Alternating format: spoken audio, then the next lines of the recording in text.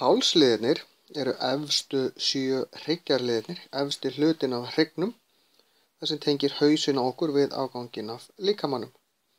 Hálsliðirnir eru 7, en sá efsti heitir banakringla. Það er banakringlan sem gerir okkur kleift að snúa hausnum til hliðar. Banakringlan virkar eiginlega þannig að það er pinni sem gengur ofan í hana miðja, eða niður úr henni síðan ofan í næsta hryggjarlið fyrir neðan sem gerir henni kleift að snúast. En innan í hálsliðunum, eins og flestum öðrum hryggjarliðum, það er að segja efri hlutanum, er mænan, þannig að það þarf að passa upp á hana. Öll hryggdýr eru með hálsliði og öll spendýr eru með 7 hálsliði.